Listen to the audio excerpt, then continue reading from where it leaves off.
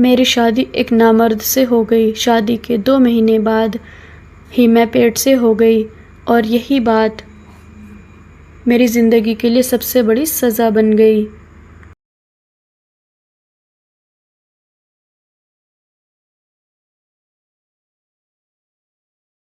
और जब मुझे पता चला कि यह बच्चा किसका है तो मेरे सर पर आसमान गिर पड़ा। कभी कभी सब कुछ इंसान के सोच से परे होता है और मेरे साथ भी कुछ ऐसा ही हुआ।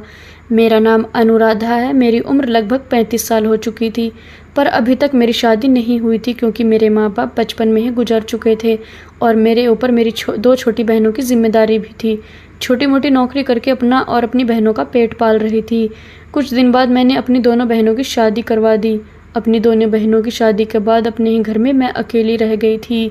माँ बाप का साया तो बहुत पहले ही उठ गया था और अब तो मेरी बहनें भी पराई हो चुकी थी। अकेलेपन की वजह से अब मुझे किसी भी साथ की ज़रूरत थी। मुझे अपनी ज़िंदगी में एक ऐसे साथी की ज़रूरत महसूस होती जा रही थी जो मेरी तन्हाई को दूर कर सके, मेरी ज़िंदगी को खुशियों से भर दे। पर मेरे घर में कोई था ही नहीं और मेरी उम्र ज़्यादा होने की वजह से मेरे लिए कोई अच्छा रिश्ता भी नहीं आता था। मेरे दिन कुछ यूं ही गुजर रहे थे कि एक दिन मैं बाज़ार गई थी तो वहाँ मेरी बहुत पुरानी सहेली, जिसका नाम रिया था, मुझे मिल गई। हम दोनों एक दूसरे से बहुत दिनों बाद मिले थे। उसकी शादी हो चुकी थी और उसके बच्चे भी हो गए थे। उसने अचानक मेरी शादी के बारे में पूछा तो मैंने भी उसे सब कुछ बता दिया। बातों ही बातों में उसने मुझे बताया कि उसका एक भाई है जिसका नाम आदित्य है, जिसकी उम्र लगभग 40 साल के करीब हो गई है। उसकी शादी हुई थी पर उसकी पत्नी इसलिए उसे छोड़कर चली गई क्योंकि उसका भाई अपनी पत्नी को औलाद की खुशी नहीं दे सकता था। मेरी सहेली के घर में पैसे रुपए की कोई कमी नहीं थी, बस एक कमी थी तो उसके भाई की, कि वह औलाद पैदा नहीं कर सकता था। अभी वह मुझे यही सब बातें बता रही थी कि मेरा मुँह से अचानक निकल गया कि तुम अपने भाई की शादी मुझसे करवा दो और मैं तुमसे वादा करती हूँ कि कभी भी तुम्हारे भाई को छोड़कर नहीं जाऊँगी और ना ही उन्हें किसी बात के लिए ताने दूँगी।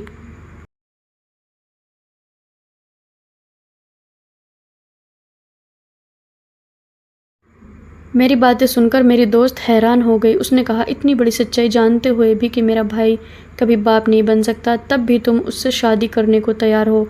मैंने उससे कहा कि इस तरह से जीने से तो अच्छा है कि मैं तुम्हारे भाई का सहारा बन जाऊं और वह मेरा सहारा बने। आखिर मैं कब तक अकेली रहूंगी?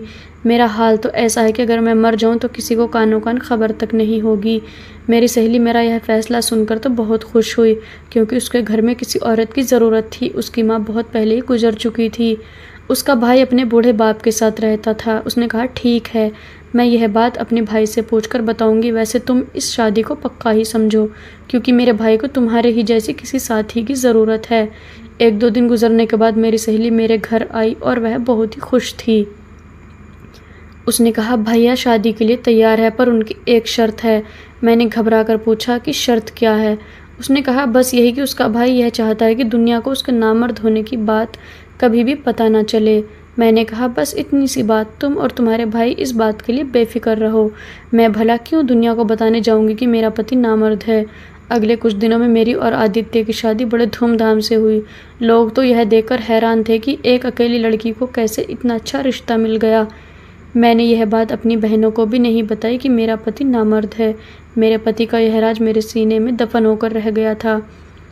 मैं दुल्हन बनकर आदित्य के घर गई तो यह देखकर हैरान थी कि आदित्य का घर तो एक आलीशान बंगला था। मैं अपनी शादी से बहुत खुश थी क्योंकि मैं तो सपने में भी नहीं सोच सकती थी कि इतने अच्छे घर में मेरी शादी होगी। मेरा कमरा बहुत अच्छे से सजाया गया था। सुहाग की सेज पर बैठी हुई मैं अपने पति आदित्य का इंतज़ार कर रही थी। जब आदित्य कमरे में आए तो उनके अंदर एक झिझक थी। शायद वह अपने अंदर की उस कमी को लेकर परेशान थे, पर मैं एक मैच्योर औरत थी इसलिए मैंने पहल की और उनका हाथ पकड़कर उन्हें यकीन दिलाया कि यह बात कभी भी हमारे कमरे से बाहर नहीं जाएगी और ना ही मैं आपको इस बात के लिए कभी कुछ कहूँगी। मेरे इतना कुछ कहने और समझाने के बाद आदित्य का चेहरा खिल उठा। उन्होंने मेरा हाथ चूमते हुए मेरे हाथों में तोहफे के रूप में अंगूठी पहनाई और कहने लगे कि तुम्हें देखकर लगता है कि अब मेरी ज़िंदगी में मुझे सब कुछ मिल गया है।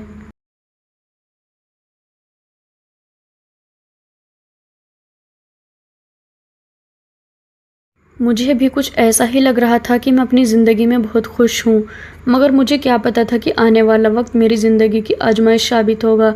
मैं और आदित्य अपनी ज़िंदगी में बहुत खुश थे। आदित्य ने मुझे इतना प्यार दिया कि मैं उनके साथ बहुत खुश थी। आदित्य ने मुझे अपनी पहली पत्नी के बारे में सब कुछ बताया। उन्होंने बताया कि जब काफ़ी दिनों तक उन्हें बच्चा पैदा नहीं हुआ तो डॉक्टर को दिखाया गया। डॉक्टर ने आदित्य में बहुत सी कमियां बताई और जब यह बात आदित्य की पहली पत्नी को पता चली कि वह कभी बाप नहीं बन सकते तो वह उन्हें छोड़कर चली गई। आदित्य ने बताया कि दूसरी शादी के बारे में उन्होंने इसलिए नहीं सोचा कि दूसरी पत्नी भी अगर मुझे छोड़कर चली जाएगी तो मुझे यह सदमा बर्दाश्त नहीं होगा, लेकिन मैंने सब कुछ जानते हुए उनसे शादी की ख्वाहिश का इजहार किया था, इसलिए उन्होंने मुझसे शादी की।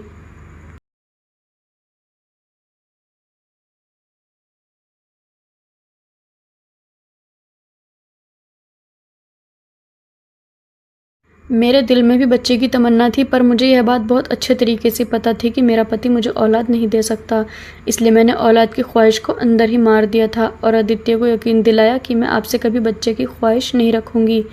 हर गुजरते दिन के साथ मैं आदित्य के घर में अपनी जगह बनाती जा रही थी। मैं आदित्य और उनके पिता की खूब सेवा करती। शाम के वक्त हम अब सब एक साथ बैठकर चाय पीते। आदित्य को ऑफिस से आने में देर हो जाती, इसलिए मुझे बोरियत महसूस होती तो मैं अपने ससुर जी से बातें करती। उनका भी दिल बहल जाता और मेरा भी वक्त गुजर जाता। मेरी शादी को 2-3 महीने गुजर चुके थे, पर कुछ दिनों से मुझे महसूस हो रहा था कि मेरी तबीयत कुछ ठीक नहीं है। एक दिन हम सब खाने की टेबल पर बैठे हुए थे, तभी अचानक मुझे चक्कर सा आया और मैं गिरते गिरते बची। मेरी हालत देखकर आदित्य ने मुझसे कहा कि लगता है तुम बहुत कमज़ोर हो गई हो, अपने खाने पीने का ख्याल तो रखती नहीं हो।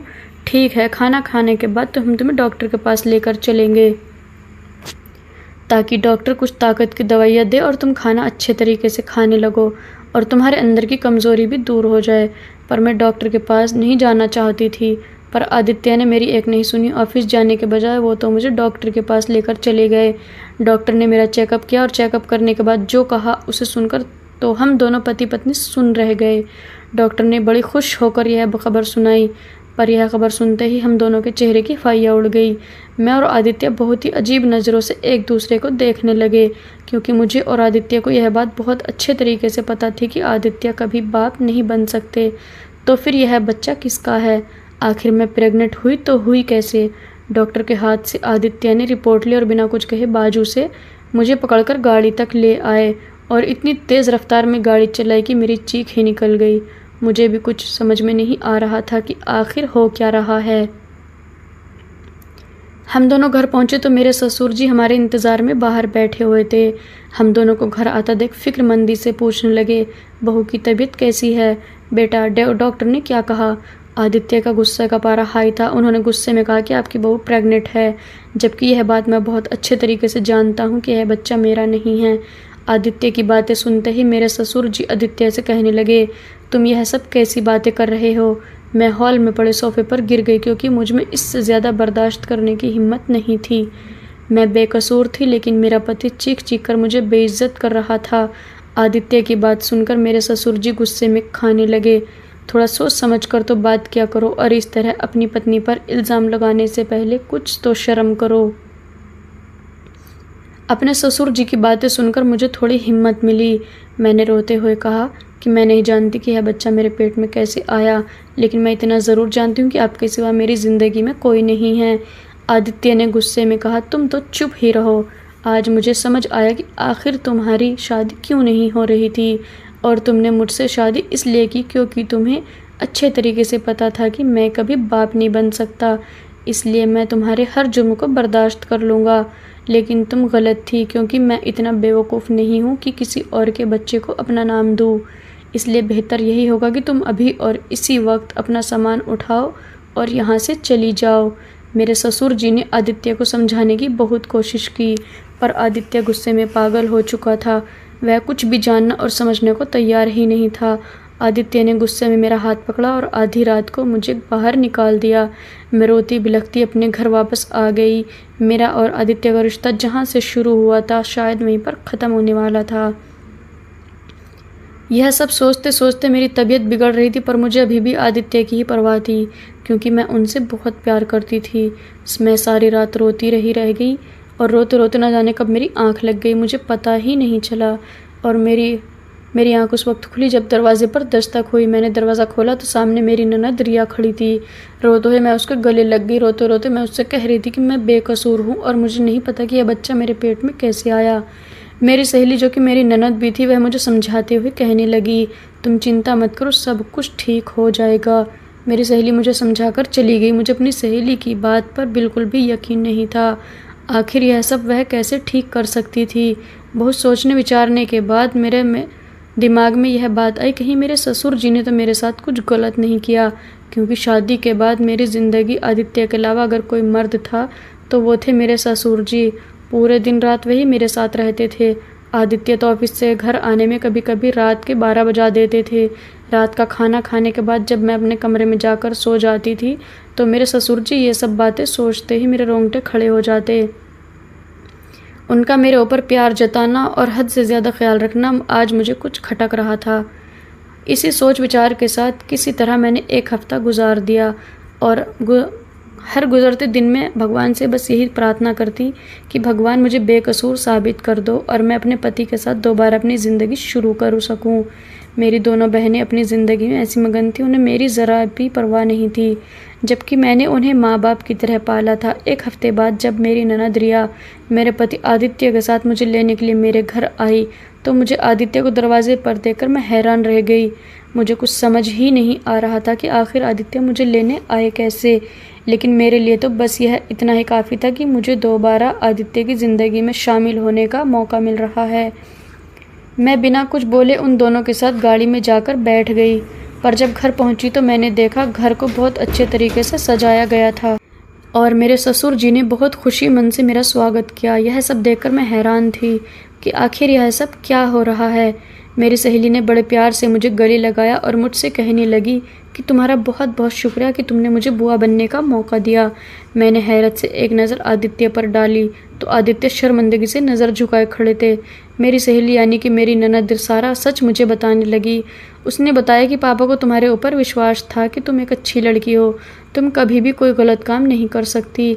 यह सब समझाने के बाद भैया फिर दोबारा उसी लेडी डॉक्टर के पास गए जिसने पहले कभी उन्हें बताया था कि वो कभी बाप नहीं बन सकते।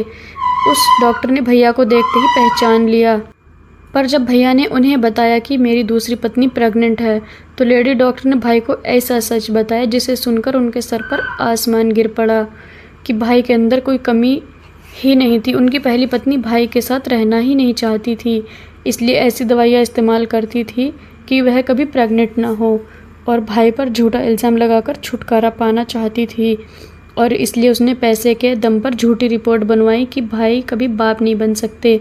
यह सब होने के बाद भी दिन रात भाई को नामर्द होने का ताना देती थी, इसलिए तंग आकर भाई ने खुद ही उस औरत को तलाक दे दी। मेरी सहेली ने यह सब मुझे बताकर फिर से आदित्य की ज़िंदगी में मुझे आने का मौका दे दिया था, नहीं तो मैं इसी सोच के साथ जी रही थी कि आखिर यह बच्चा किसका है।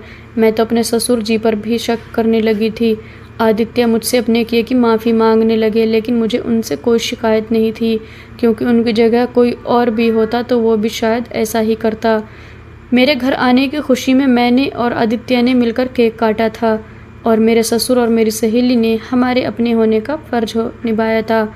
मेरे ससुर ने मेरे सर पर हाथ रखकर मुझे बहुत सारी दुआएं दी, पर दिल ही दिल में मैं शर्मिंदगी महसूस कर रही थी कि कुछ लम्हों के लिए ही सही मैंने अपने ससुर के ऊपर शक किया।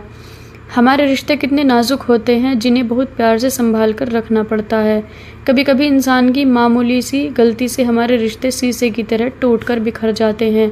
दोस्तों, उम्मीद करती हूँ कि आपको हमारी कहानी पसंद आई होगी। अगर कहानी पसंद आई है तो वीडियो को लाइक करें और अगर चैनल पर नए हैं तो चैनल को सब्सक्राइब करें और हाँ, बेल आइकन को दबाना ना भूलें ताकि आने वाली हर वीडियो का नोटिफिकेशन सबसे पहले आपको मिले। धन्यवाद।